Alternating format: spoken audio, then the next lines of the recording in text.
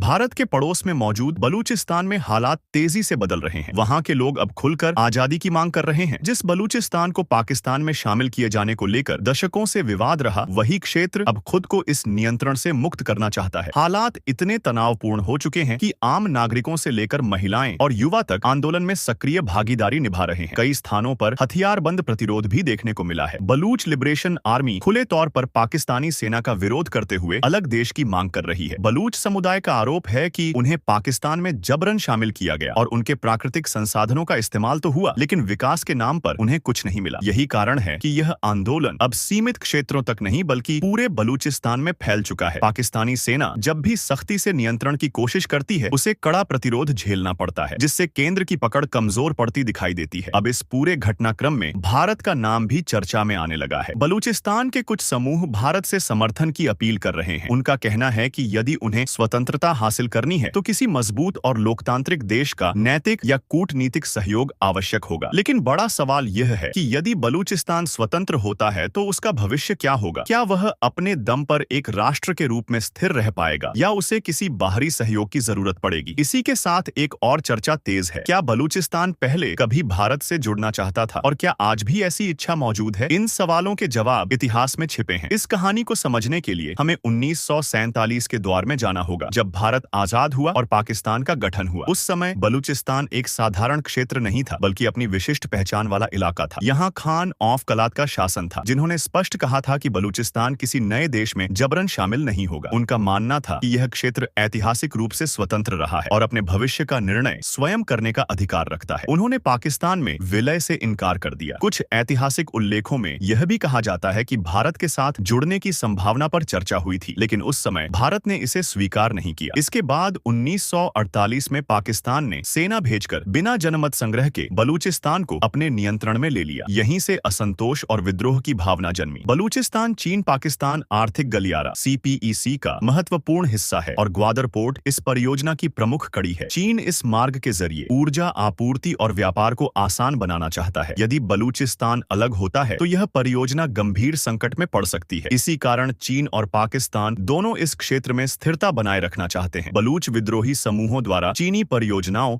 और इंजीनियरों पर हमलों ने स्थिति को और जटिल बना दिया है। भारत का आधिकारिक रुख अब तक संतुलित रहा है। भारत ने बलूचिस्तान को अलग करने के समर्थन की घोषणा नहीं की, लेकिन मानवाधिकार उल्लंघन के मुद्दे उठाए हैं। हाल में भारत के विदेश मंत्रालय के प्रवक्ता रणधीर जायसवाल ने संकेत दिया कि बलूचिस्तान के लोगों की आवाज सुनी जानी चाहिए। यह बयान सीधे हस्तक्षेप नहीं बल्कि मानवीय दृष्टिकोण को दर्शाता है। यदि भविष्य में बलूचिस्तान स्वतंत्र होता है तो उसके सामने तीन बलूचिस्तान का मुद्दा केवल एक क्षेत्र की आजादी तक सीमित नहीं है। यदि यह क्षेत्र पाकिस्तान से अलग होता है तो दक्षिण एशिया की शक्ति संतुलन राजनीति बदल सकती है। पाकिस्तान की रणनीतिक स्थिति कमजोर होगी, चीन की परियोजनाओं पर असर पड़ेगा और भारत के लिए नए रणनीतिक विकल्प खुल सकते हैं। यही कारण है कि पूरी दुनिया की नजरें चुपचाप इस क्षेत्र पर टिकी हुई हैं। अब सवाल यह है, क्या भारत को बलूचिस्तान के लोगों की आजादी की मांग का समर्थन करना चाहिए या केवल कूटनीतिक और मानवीय स्तर तक सीमित रहना चाहिए? अपनी राय जरूर साझा करें।